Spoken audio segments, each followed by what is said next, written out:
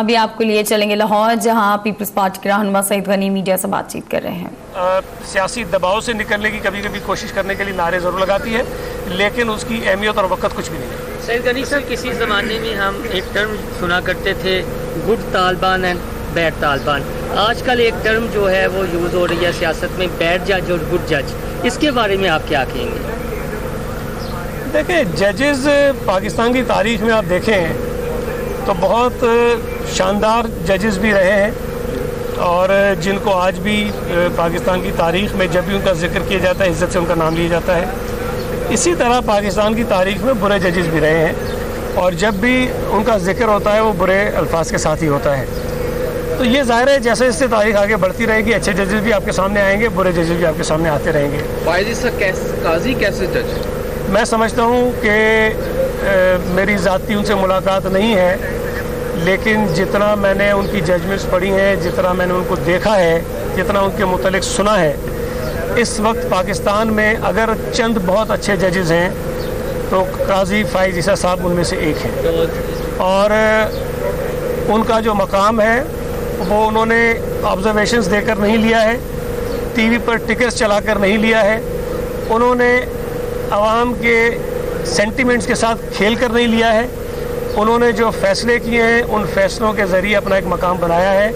انہوں نے ججز کا جو کوڈ آف کنڈکٹ ہوتا ہے اس کے اوپر عمل درآمد کر کے اپنی عزت اور اپنا مقام بنایا ہے،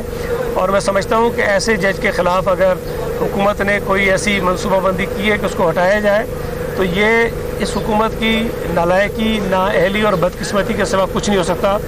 اور اگر افتخار چودھری جیسے برے جج کے لیے اس ملک کے لوگ، اس ملک کی سیاسی جماعتیں کھڑی ہو سکتی ہیں تو قاضی فائز عیسیٰ جو ہے افتخار چودھری کے مقابلے میں 100 گنا اچھا جائے۔ سر یہ فرمائیے گا کہ بلاول بھٹو صاحب جو ہیں بڑے فرنٹ پہ آگے کھیل رہے ہیں، ابھی ہم نے دیکھا جہاں جیسے وہ شمالی وزیرستان میں حملہ ہوا، انہوں نے بڑے فرنٹ پہ آ کے 2 ارکان اسمبلی کے لیے بات اٹھائی اور وہاں کے لوگوں کے لیے بات اٹھا رہے ہیں۔ کیا پیپلز پارٹی آخری مارکا لڑنے کو تیار ہو رہی ہے؟ نہیں، آخری مارکا پیپلز پارٹی نہیں، پیپلز پارٹی تو جب سے بنی ہے اور 77 کے بعد سے لوگ یہ سمجھتے تھے کہ بس آخری سانسیں لے رہی ہے، لیکن اللہ کا شکر ہے پیپلز پارٹی کی قیادت کی قربانیوں سے، پیپلز پارٹی کے کارکنوں کی قربانیوں سے پیپلز پارٹی آج بھی زندہ ہے، اور جتنی سازشیں پیپلز پارٹی کے خلاف ہوئی ہیں اگر کسی اور جماعت کے خلاف ہوئی ہوتی تو اس کی تو نسلیں تباہ ہوئی ہوتی۔ یہی پیپلز پارٹی ہے جو کھڑی ہے اور اسی شان و عام سے کھڑی ہے۔ بلاول بھٹو زرداری صاحب نے بہت پہلے کہا تھا کہ ہم اس حکومت کو بتائیں گے کہ اپوزیشن ہوتی کیا ہے، اور میں سمجھتا ہوں کہ اس وقت بلاول بھٹو زرداری صاحب لیڈ کر رہے ہیں پاکستان کی اپوزیشن کو، اور سب سے اچھی بات یہ ہے کہ ایسے ایشوز جس پر لوگ بات نہیں کرتے ہیں، جس سے لوگ گھبراتے ہیں، جس پر لوگ اپنی رائے کا اظہار نہیں کرتے ہیں، بلاول بھٹو زرداری صاحب کھل کر ان تمام ایشوز کو ٹچ کر رہے ہیں، اور پاکستان کے جو سنگین مسائل ہیں جس کی وجہ سے پاکستان بحرانی کیفیت کا شکار ہے، جس کی وجہ سے ہماری معیشت خراب ہو رہی ہے، جس کی وجہ سے بین الاقوامی سطح پر پاکستان کا امیج خراب ہو رہا ہے، ان ایشوز پر بلاول بھٹو زرداری صاحب بات کر رہے ہیں، اور میں سمجھتا ہوں کہ اس وقت ہمیں اس بات کی ضرورت ہے کہ ہم کھل کر اپنی چیزوں کا اظہار بھی کریں اور ان کے جو مسائل ہیں ان کا حل بھی تلاش کریں۔ تو بلاول بھٹو زرداری صاحب کی باتوں کو صرف کچھ جو مخصوص طبقہ ہے وہ شاید ایک نیگیٹو پہلو سے دیکھ رہا ہوگا، لیکن عام جو پاکستانی ہیں، جو پاکستان کا درد دل میں رکھتے ہیں، وہ سمجھتے ہیں کہ بلاول بھٹو زرداری صاحب ان کی زبان بول رہے ہیں۔ اس ملک میں جن کو میڈیا میں کوریج نہیں ملتی، جن کی آواز کہیں نہیں سنی جا رہی، بلاول بھٹو زرداری صاحب اس وقت ان کی آواز بنے ہوئے ہیں۔ سپریم کورٹ میں آپ کا بھی یہ جسٹس گلزار احمد کے حوالے سے ایشو بنا، آپ نے کہا کہ توہین عدالت بھی لگتی ہے تو لگنے دیں، لیکن میں عوام کا نقصان نہیں چاہتا، تو وہ کنٹروورسی جو ہے یا وہ تنازع حل ہو گیا ہے یا ابھی وہ آکرا جاری ہے؟ دیکھیں، پہلی بات تو یہ ہے کہ میں نے ہمیشہ یہ بات کہی ہے اور پیپلز پارٹی نے ثابت بھی کیا ہے کہ عدالتوں کے فیصلے ہمیں پسند ہوں یا ناپسند ہوں، ہم آئینی اور قانونی طور پر ان پر عمل درآمد کرنے کے پابند ہیں، اور یہ بات میں نے ہمیشہ کہی ہے۔ جب میں نے یہ بات جس بات کا حوالہ آپ دے رہے ہیں اس وقت بھی میں نے یہ بات کہی تھی، اور اس کے نتیجے میں مجھے کنٹیمپٹ آف کورٹ کا نوٹس آیا ہے۔ میں ضرور عدالت کے سامنے پیش ہوں گا، حاضر ہوں گا، اور اپنی استدعا جو بھی ہے ان کے روبرو رکھوں گا،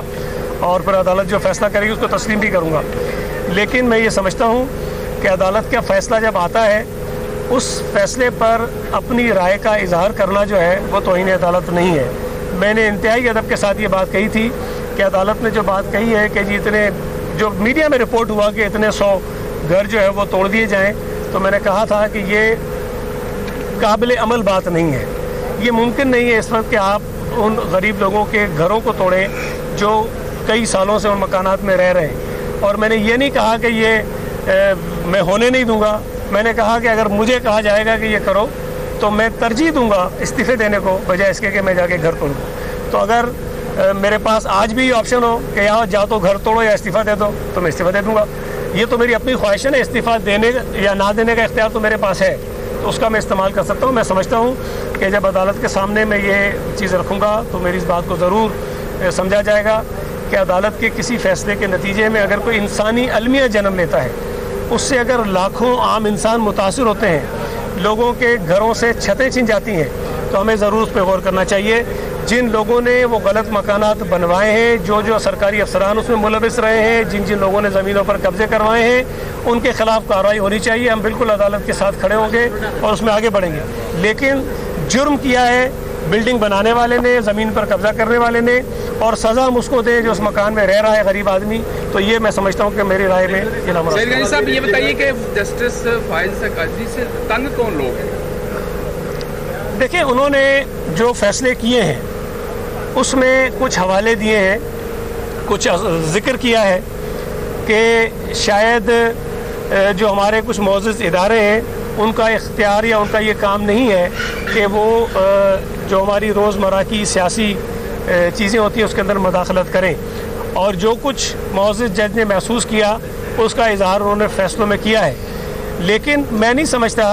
कि इस वक्त कोई इदारा उसके ख़िलाफ़ आगे खड़ा हुआ है। इस वक्त जो जस्टिस काजी फ़ाइज़ ईसा के